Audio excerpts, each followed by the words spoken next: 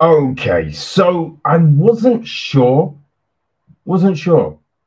but in the end, I decided to give a look at Hello, Goodbye, and everything in between. You know what I mean? This is an adaptation of the Jennifer E. Smith book of the same name. It is the featured directorial debut from Michael Lewen, and it's written by Amy Reed and Ben York Jones. Okay, it's produced by Matthew Kaplan. It is executive produced by Audrey Bendix, Jordan Fisher, Chris Foss, Matthew Jansen, Ben York Jones, Max Simiers, and Jennifer E. Smith.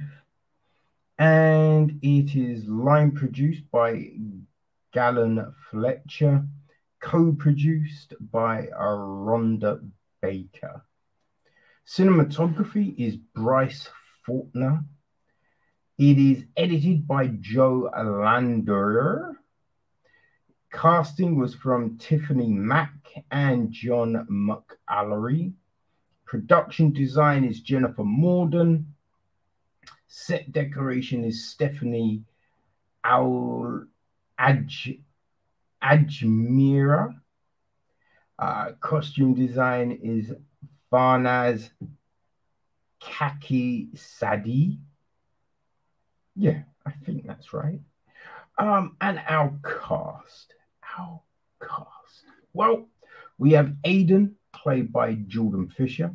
Claire, played by Talia Ryder. We have got Stella, played by Ayo Edibiri. That's Claire's best friend. Scotty, who is Aidan's best friend, is played by Nico Hiraga. Then there's Riley, played by Eva Day. Claudia, played by Julia Benson. Rick, played by Dallas Blake. Nancy, played by Jennifer Robertson. Steve, played by Patrick Sabunji. Tess is played by Juliet Amara. Jay, David Lennon. Colette, Sarah Gray. Deb, played by Sarah Haywood. Aubrey is M. Hain. Rhoda is played by Floozy McKnight. Flossie, something like that. Apologies, Flossie, however you pronounce your name. Okay, they're our main cast. Okay, now the gist of the film is this: Claire and Aidan, who after making a pact that they would break up before college, find themselves retracing the steps of their relationship on their last evening as a couple.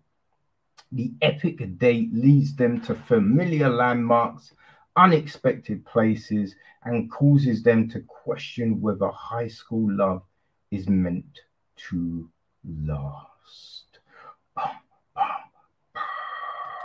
So there you go.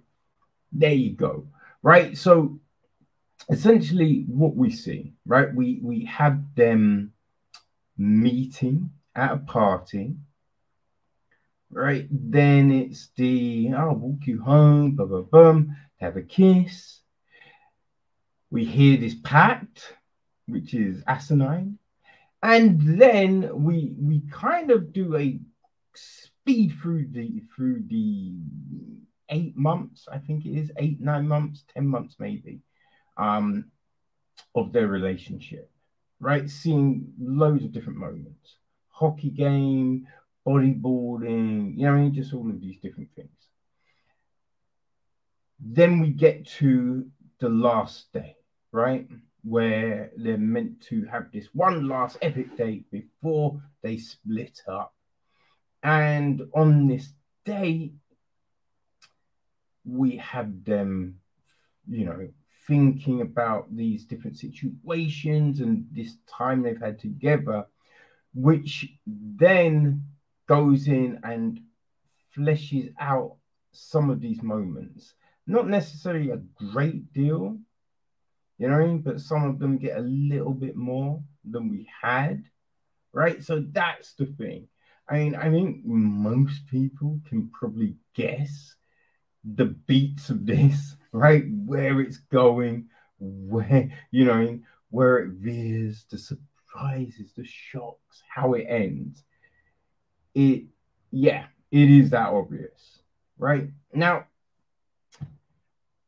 like, we've had several films like this, you know what I mean? And, you know, it is what it is, right? It is what it is. There's an audience for it. I think one of the things that was a little bit of a shame was the rationale, right? Because, listen, people make goofy proclamations. That's nothing new.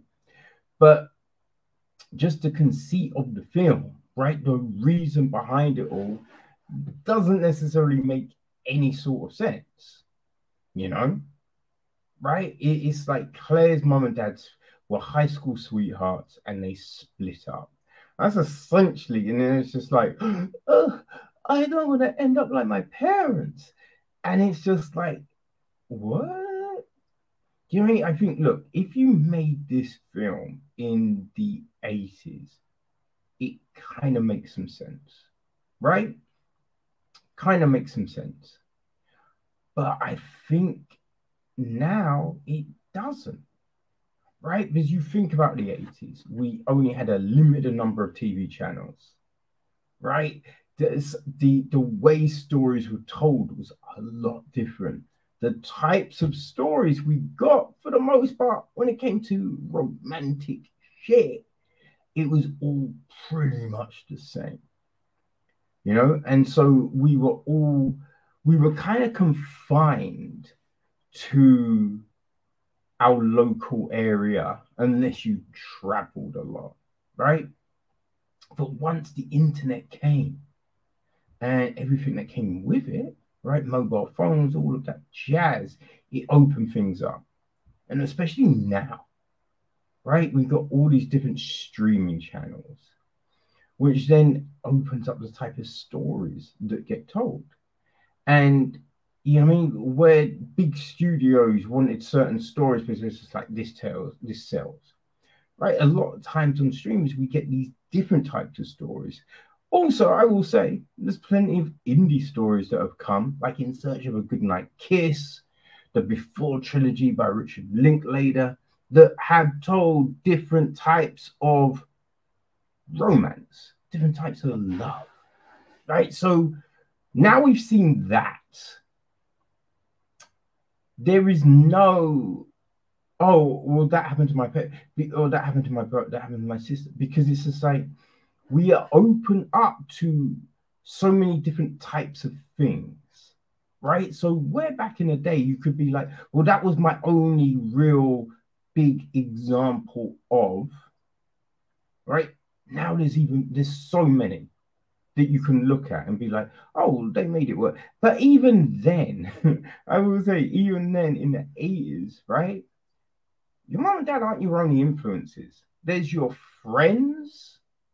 You know what I mean? Like the, what do you call it? Not subsidiary. People on the edge of your circle, right? Your friends, brothers and sisters and relatives and things like that. Right, where you see like that they might have been in a similar situation and that worked, or you know, this happened. But so there's so many influences, right, in our sphere of influence, even in the 80s. But I think especially now, because it's opened up so much, basing a story in these times and then coming with this thin fucking idea does not work, because you're going to be like, yo, that ain't your only influence. What are you saying? right? Just because there's so many things that your parents probably did that you have no intention of doing, right? It's just kind of dumb and lazy, right? I think if all of us were just like, oh, this is an idea, I can write a book around this, it'd be like, yeah, anyone could. Now, when I say this, anyone can write a book. Obviously, not everyone can write a book. Not everyone has got the will to sit there and write and create. But what I'm saying is, if that was the way to do it, there's a lot of people that can just go off that one basic, unthought out thought and put together a story. I mean, we've seen a lot of people do that shit, right? And that was a big thing because this is based around that one stupid pack, that one idea. So it's just like it doesn't make any sense. But even before that first date, there's then a scene of them both on the phone to their best friends going, I don't know if it's a good idea, if this was a smart idea. Am I doing the worst thing? Should I just make it work? Blah, blah, blah, blah, blah. Right? You have that, but then they don't necessarily go with what they were thinking there, right? Well, one of them especially. I mean, we see them have the fault, but then go against it all the way through and not even really question, a lot of the dialogue. I mean, come on, right? With films like this, sometimes the dialogue stinks. And yeah, dialogue stunk.